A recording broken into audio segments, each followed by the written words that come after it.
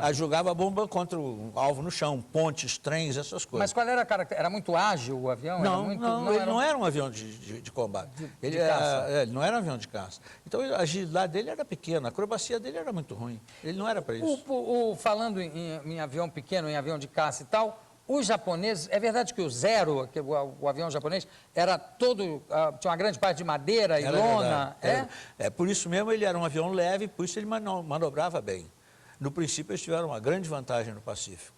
Ah, é? No começo era... Mas depois o americano entrou com outros aviões mais adiantados, melhores, e acabou emparelhando e vencendo. Os primeiros caça a jato já surgiram no finalzinho No final da guerra. E era o quê? Alemães? O alemão teve e a Inglaterra teve, mas a maior parte foi alemão. Mas aí já não dava mais para... Aí já foi muito no final. Coisa nenhuma, né? O inglês ainda entrou com o Gloucester, que nós depois, posteriormente, tivemos aqui, né? Fui eu mesmo que fui buscá-los na Inglaterra. Foi o primeiro jato nosso e foi o primeiro jato da RAF. Só que a nossa versão já era uma versão, nós chamamos de Mark 8, e eles eram o Mark 1. Então o nosso foi a última versão dos Gloucester. Que já... Falando, aquela coisa eu estava falando de aviação romântica da Primeira Guerra, quando eu misturei a estação lá do Klostermann, tinha um alemão legendário, o famoso Barão Vermelho. Ah, bom, mas isso é da Primeira Guerra, Richthofen. Richthofen. Mas isso é a Primeira Guerra. Exato. Ele morreu no finalzinho da guerra. A aviação romântica da Primeira Guerra. Era realmente um piloto extraordinário? Na época ele foi o maior piloto do lado alemão, pelo menos, né? O Richthofen. Barão de Richthofen, ele era barão. Barão de Richthofen. Ele morreu... Daí Barão Vermelho, né? Que pintava o avião de vermelho. O avião dele era vermelho. O avião dele era todo vermelho e daí vem o nome de Barão Vermelho. E do outro lado, quem era o rival, o concorrente direto do Barão Vermelho, que era o grande piloto de guerra da Primeira Guerra? Na Primeira Guerra teve o Rickenbacker, que foi o americano com o maior número de vitórias. Quantas vitórias? Eu acho que o Rickenbacker, se não me falha a memória, são 31. Mas isso eu não posso dar certeza. Mas qualquer coisa assim. O inglês teve vários, mas que eu saiba, não tem ninguém igual ao Rickenbacker. Mas posso estar enganado. E o Barão Vermelho, quantas vitórias? O Barão Vermelho eu nem sei, mas ele tem muita vitória. O alemão tinha muito mais vitória, porque naquela época os voos eram muito curtos. Então, decolava, batia pousava, fazia de novo. Depois passou a ser muito longo, não dava mais tempo para isso. Os ingleses abateram muita gente também, porque o alemão vinha até em cima da Inglaterra, o cara saltava de paraquedas e voava de novo. Enquanto que o alemão que era abatido ficava prisioneiro na Inglaterra e não voltava a voar. Isso deu uma chance do pessoal fazer muito maior número de missões. Agora, Brigadeiro, uma coisa que sempre me espanta muito é o seguinte... de repente, você, por exemplo, quando começou a voar militarmente, que idade você tinha? 18? 18. 18 anos. 18 anos. Pega um rapaz com 18 anos, ensina ele a voar, né? Sem prática nenhuma de combate e lança ele num combate. Essa primeira experiência não é uma coisa dificílima? Ninguém chega nessa situação lá. Eu, por exemplo, eu fui treinado para piloto de combate de caça, né? Eu fiz patrulha muitos anos, depois eu passei para caça. Mas eu, para fazer isso, eu fui para os Estados Unidos, fiz um curso de 180 horas nos aviões que eram de combate. Tudo bem, então, mas quando sobe a primeira vez para combate? Eu não sei porque eu não fiz. Eu não posso dar essa informação. Mas deve ser uma coisa inteiramente diferente de tudo que você fez até então, Eu tenho a impressão que é tudo igual ao que eu treinei. Impressão, hein? É porque eu não fiz. Mas um papo com pessoas que fizeram assim. É mais ou menos isso que eu estou dizendo. Chega na hora, liga o reflexo... É o seguinte, é que ele não vai como comandante, ele vai sempre voando ao lado de alguém que tenha muita experiência. Então ele entra em combate com um muito mais experimentado que ele, normalmente, né? Então, quer dizer, o chefe de esquadrilha... Então, o comandante da esquadrilha, ele propriamente vai acompanhar e vai atirar, mas ele não é aquele que está fazendo o combate. Ele não é responsável ele não está, como nós dizemos, liderando o combate. Qual foi a maior malandragem que um subordinado já fez na aeronáutica, um subordinado seu já fez? A maior malandragem que um subordinado meu já fez? Com um avião... tudo bem, eu vou lhe contar. Sabe o dia São José dos Campos? Quem chegou a ser comandante, chama-se Piva. Um ótimo piloto, engenheiro, primeiro de turma. Ele era meu comandante. Eu era comandante do grupo de caça, ele era meu tenente. E no fim de semana ele pediu para vir visitar a família dele que morava aqui em São Paulo. Vieram dois, ele e um outro, colega de turma dele. Isso foi um fim de semana, sábado e domingo. Quando eu cheguei segunda-feira na base em Santa Cruz, esse avião estava com a cauda em cima cortada, um pedaço assim sem cauda. Pô, o que aconteceu com esse cara? Aí mandei chamar, Piva. Bom, o que houve, tenente? Bom, coronel, eu era major. Major, o que aconteceu foi que eu passei debaixo de um fio de alta tensão, bati e cortou a cauda do avião. Ele, ao lado da fazenda, morava a família dele. Levou uma cadeia de 20 dias e acabou. Ele foi passear, foi visitar a família? Ele foi visitar a família e arrebentou a cauda. E deu para voltar sem cauda? Não, Deus, cortou o leme vertical, cortou 20 centímetros. Isso é bobagem. Não aconteceu. Tudo bem. É um paralama amassado. É um paralama amassado. Bom, eu conversei aqui com o simpático Brigadeiro Mota. Brigadeiro, muito obrigado pela sua presença aqui conosco. Continue voando. Daqui a pouco a gente volta. Muito obrigado.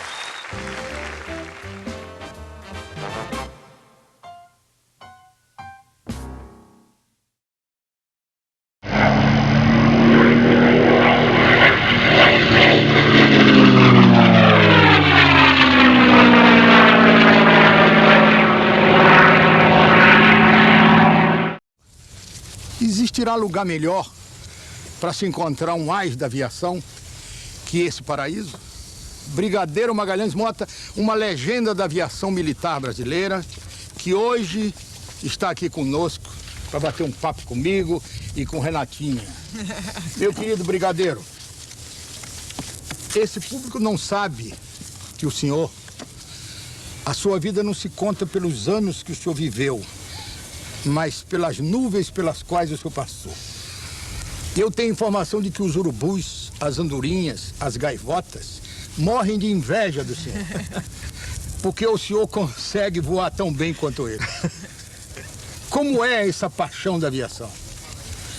Bom, essa questão de paixão pela aviação, eu já nasci num meio de aviação. Eu, garoto, já tinha 3 primos irmãos aviadores. Meu pai era engenheiro e dedicado à aeronáutica. Então, desde muito pequeno, eu vi aviação, vivi aviação, então eu sempre quis ser aviador. Eu entrei para a Escola Naval com a finalidade de ser aviador naval, que era o que havia naquela época, e acabei parando na Força Aérea Brasileira quando foi criado o Ministério da Aeronáutica. E no Ministério da Aeronáutica eu fiz a minha carreira. E comecei e estou aí. Brigadeiro, o que é que o senhor sente quando está dando cambalhota lá em cima, no fundo do coração, me diga? Essa é talvez a pergunta mais difícil de responder, porque se eu for dizer o que eu sinto, eu sou capaz de dizer que eu não sinto nada. Eu gosto. Eu sinto prazer em voar, em fazer... E nunca teve medo? Não, medo... Nunca teve um momento de medo? Tive muitos momentos de medo. Mas é o momento, vamos dizer, a conjuntura que eu estou vivendo num dado momento que me provoca medo, mas também acabou aquilo, passou o medo. Quer dizer, eu não tenho uma sensação de medo constante. E essa sensação do que eu sinto fazendo acrobacia, eu acho que é muito mais assim, será que eu estou conseguindo fazer uma boa acrobacia? Essa é que é a minha grande preocupação. Agora, eu pergunto ao senhor, não é uma ousadia do homem que já não nasceu para voar? Se não teria asas, no entanto tem pernas e braços. O senhor não acha que é uma ousadia? O urubu faz tunô? Mas ele é mau piloto para burro, né? A andorinha faz looping? Não, mas tem passarinho que faz loop aí. Tem? Tem. Eu não sei nem qual é a raça, mas tem. Mas eu não acho que passarinho seja assim muito bom piloto. Eles são bons planadoristas. Eles planam, vão para lá, vêm para cá, mas eles manobram. Eles não manobram. Mas o pouso deles geralmente... Repara que é um pouso espetacular, né? Eles vêm embaixo tudo quanto é flap que tem direito, mata a velocidade e toca devagarzinho. Qual é o pássaro que voa mais bonito para o senhor, a não ser um avião de caça? Pergunta extremamente interessante. O pássaro que voa mais bonito para o senhor? Eu tenho o meu. Eu sabe qual é o meu? É esse que fica parado, como é que ele chama? Beija-flor? Beija-flor. Quer dizer que o senhor devia voar de helicóptero? E eu não gosto. Pois é, isso que eu queria saber. O senhor já voou não faz o meu gênero. O senhor já voou de helicóptero, já voou de caça, já voou de um monte de... Qual o maior prazer para o senhor? Caça, indiscutivelmente. Caça. Era essa a pergunta que eu ia fazer. Existe, na minha conceituação, 2 tipos de voo. Existe o voo lírico, que é esse voo de pôr do sol, que é o voo bem comportado, contemplativo dos aviões de transporte. Existe o voo épico, que é aquele das andorinhas, é o voo do caça, é o voo noturno do Qual é a emoção do voo A caça, a grande vantagem, a grande vou dizer assim, a sensação da caça é o desafio permanente. Porque a gente nunca consegue fazer aquilo que a gente quer da melhor maneira possível. A caça está desafiando a gente desde o momento da decolagem até o fim. Se vocês repararem uma decolagem da caça, 4 aviões, todo mundo sai já para entrar em forma. Aquela entrada em forma já é um desafio, porque aquilo tem que ser feito dentro de determinadas regras, dentro de um determinado tempo. Dali por diante a gente não desgruda mais, são aqueles 4 aviões voando e sempre manobrando em conjunto. A caça é por si o conjunto, é a essência do voo de conjunto manobrando. E é por isso que tem aquela história do português que quando o líder da esquadrilha entra no morro, todo mundo entra atrás dele. Junto. Já aconteceu em Portugal, né? E aconteceu em Portugal, mas pode acontecer em qualquer esquadrilha, não pode não? Olha, isso é verdade, porque se o líder bater, vai bater todo mundo mesmo. Porque a nossa regra, nós somos educados para seguir o líder. O problema é dele, o meu problema é acompanhar o líder. E nós acreditamos que ele tenha suficiente treinamento e responsabilidade para não bater no morro. Existem mulheres pilotando caça? Existe. Durante a guerra, houve russas que com 7 meses de gravidez abateu o alemão. Tem russas com 70 vitórias no ar voando avião de caça. Quer dizer, a caça não é privilégio dos homens. Quer dizer, é que o senhor vai privilégio da raça convidar... humana. O senhor situa a participação do homem num acidente, invariavelmente, quer dizer, o homem intervém num acidente, invariavelmente, num acidente aéreo? Acho muito difícil que haja um acidente aéreo mortal que não seja culpa do homem. De toda a minha... Eu tenho 50 e poucos anos de aviação, eu nunca vi um acidente mortal, deixa eu ver se eu nunca vi, talvez seja um pouco de exagero, mas 95% dos acidentes mortais são causados pelo homem. E que tipo de... é imprudência, imperícia e negligência? Normalmente é uma soma de erros. E quando a gente vai errando e vai acumulando erro, chega um ponto que o erro que eu tenho, a cabeça não corrige. Enquanto eu consigo corrigir o erro, eu não tenho um acidente. No momento que eu comito um erro, que a cabeça não funciona mais, eu paro e bato. Se eu faço o erro a baixa altura, eu não tenho tempo, eu bato. Mas o erro foi meu. Existe uma máxima, brigadeiro, que diz o seguinte: piloto jovem e ousado, eu conheço muitos. Piloto ousado e velho, poucos. Porque eles morrem antes. É verdade isso? O senhor fez rasante para a namorada quando eu era cadete? Não, nunca fiz. Nunca fez? Uma coisa engraçada, eu nunca Para se exibir para a namorada, para se mostrar? Eu nunca fiz uma disciplina de voo. Eu estou com 50 e poucos anos. Olha que o seu livro excelente registra um voo em Copacabana com outro aluno. Exato, não, com outro aspirante. Com outro aspirante. Realmente, foi quando eu aprendi. Eu tinha acabado de sair da escola, eu fiz essa indisciplina, passei baixo em cima da rua Toneleiros, não fui punido por uma compreensão do meu comandante e nunca mais fiz. E que conselho... Nesse mesmo livro eu digo isso, eu aprendi. Eu ouvi, eu li que o senhor aprendeu. E que, há pouco tempo eu conversei com um piloto, já há algum tempo eu conversei com um piloto extraordinário, o senhor deve ter conhecido, o comandante Lili Pinto, sei, a quem eu perguntei o que ele considerava um bom piloto. E ele me disse: Armando, bom piloto é aquele que é capaz de ter sempre o mesmo número de pousos e de decolagens. O senhor está empatado entre pousos e decolagens? Não, não estou. Não? Não. Tem mais eu tenho mais decolagem do que pouso. Do que pouso? Tem. Olha, bom, minha o número de operações e de acidentes que ele já me contou aqui. Isso eu não tenho, isso aqui eu não posei, eu quebrei. E em que circunstâncias? Está lá no meu livro. Foi erro meu, não foi indisciplina, mas foi erro. Pousando ali ao lado da Escola Naval, num avião anfíbio, eu plaquei o avião dentro d'água, capotei dentro d'água, fui projetado pelo para-brisa, abri o rosto e eu não posei. Então eu tenho menos pouso do que decolagem. Eu pergunto ao Mas senhor... ele disse que são os bons pilotos, eu não estou dizendo que eu sou. Estou dizendo apenas que eu não devo ser, porque eu não tenho pouso igual a... Quantas horas de voo tem a sua carteira de piloto? Bom, quando eu saí da FAB, eu tinha um pouco mais de 10 mil. Eu de lá para cá eu nunca mais computei. Então eu estimo, mas é pura estimativa, entre 14 e 15 mil. Agora, me diga uma coisa, o que é que o atraiu para a aviação ultraleve?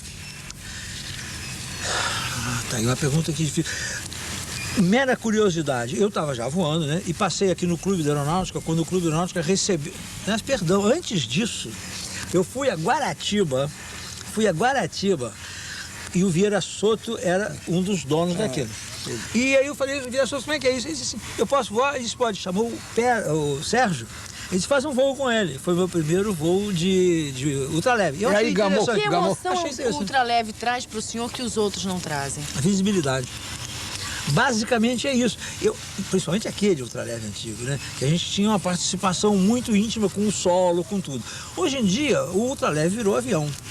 É um avião, pode ser pequeno, pode ser leve, mas ele é basicamente um avião com reações de avião, com comandos de avião. Então, o que me atraiu naquele momento foi aquela tremenda simplicidade de eu ver tudo, eu estar muito colado. Foi isso que me atraiu no ultraleve naquela época. Aí o Clube da Aeronáutica adquiriu uns tantos e eu comecei a voar ali. E daí eu nunca mais me afastei. O senhor me fala um pouco sobre desorientação espacial. Há pouco tempo eu vivi essa coisa desagradável de desorientação espacial num dia que tinha muito nevoeiro aqui na Barra da Tijuca e eu ousei sair voando por aí e quase me perdi. Bom, o que eu entendo desse problema de desorientação espacial, felizmente eu nunca tive, por uma razão muito simples. Como eu, desde muito novo na aviação, eu tive instrução de voo por instrumentos, quem sabe olhar o instrumento, ele não se desorienta espacialmente. Então, como eu aprendi a olhar o instrumento desde cedo, aqui, eu olho para o instrumento, eu me oriento automaticamente. Quem não tem essa formação, ele se desorienta porque ele perde o horizonte. Se você estiver dentro de uma bola completamente fechada, você não sabe se você está de cabeça para baixo, de cabeça para cima, e você se desorienta. A isso se dá o nome de desorientação espacial. Experimenta você ir muito alto num dia de névoa, em que você não vai ver nem o chão, você vai se desorientar espacialmente, né? E não sabe se está... Não sabe mesmo. De torto. Não, você não se sabe. Se não tiver horizonte artificial. Não sabe. Não tem como saber. Você sente pressões diferentes, o corpo está inclinado, mas você realmente não sabe. E como é que o senhor me explica, por exemplo, se os instrumentos